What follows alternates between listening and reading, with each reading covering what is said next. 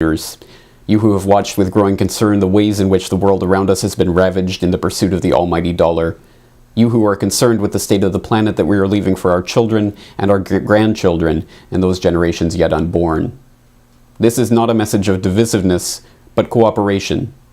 This is a message of hope and empowerment, but it requires us to look at a hard and uncomfortable truth.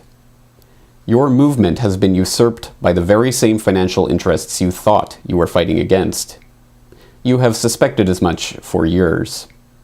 You watched at first with hope and excitement as your movement, your cause, your message began to be spread, as it was taken up by the media and given attention, as conferences were organized and as the ideas you had struggled so long and hard to be heard were talked about nationally, then internationally. You watched with growing unease as the message was simplified. First it became a slogan, then it became a brand. Soon it was nothing more than a label, and it became attached to products. The ideas you had once fought for were now being sold back to you for profit.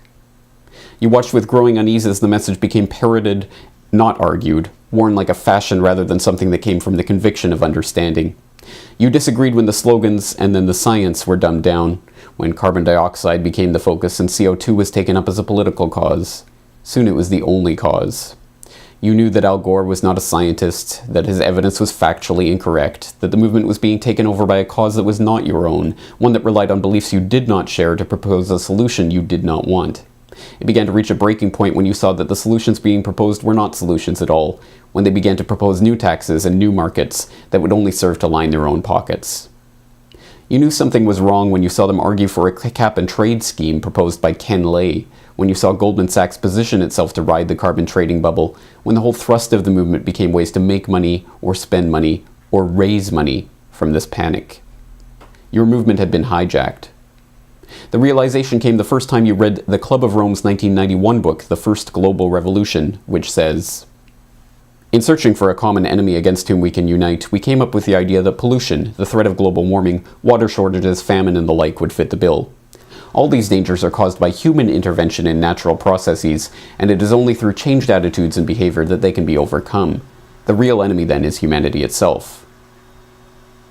And when you looked at the Club of Rome's elite member roster, and when you learned about eugenics and the Rockefeller ties to the Kaiser Wilhelm Institute and the practice of crypto-eugenics and the rise of overpopulation fear-mongering and the call by elitist after elitist after elitist to cull the world population. Still, you wanted to believe that there was some basis of truth, something real and valuable in the single-minded obsession of this hijacked environmental movement with man-made global warming. Now, in November 2009, the last traces of doubt have been removed. Last week, an insider leaked internal documents and emails from the Climatic Research Unit at the University of East Anglia and exposed the lies, manipulation, and fraud behind the studies that supposedly show 0.6 degrees Celsius of warming over the last 130 years, and the hockey stick graph that supposedly shows unprecedented warming in our times. We now know that these scientists wrote programming notes in the source code of their own climate models, admitting that results were being manually adjusted. We now know that values were being adjusted to conform to scientists' wishes, not reality. We now know that the peer review process itself was being perverted to exclude those scientists whose work criticized their findings. We now know that these scientists privately expressed doubts about the science that they publicly claimed to be settled. We now know, in short, that they were lying. It is unknown as yet what the fallout will be from all of this, but it is evident that the fallout will be substantial. With this crisis, however, comes an opportunity to recapture the movement that the financiers have stolen from the people. Together, we can demand a full and independent investigation into all of the researchers whose work was implicated in the CRU affair. We can demand a full re-evaluation of all those studies whose conclusions have been thrown into question by these revelations, and all of the public policy that has been based on those studies. We can establish new standards of transparency for scientists whose work is taxpayer-funded and/or whose work affects public policy, so that everyone has full and equal access to the data used to calculate results and all of the source code used in all of the programs used to model that data. In other words, we can reaffirm that no cause is worth supporting that requires deception for its propagation. Even more importantly, we can take back the environmental movement.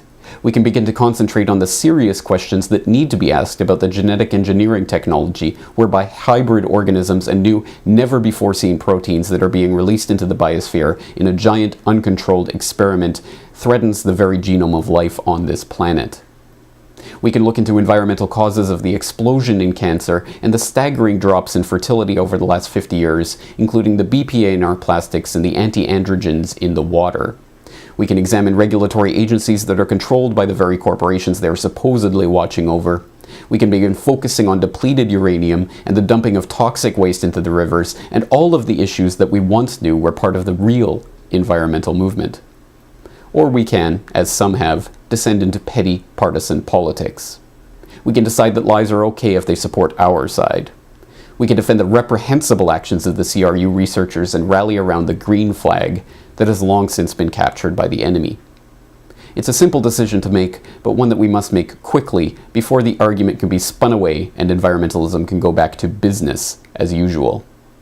We are at a crossroads of history, and make no mistake, history will be the final judge of our actions, so I leave you today with a simple question. Which side of history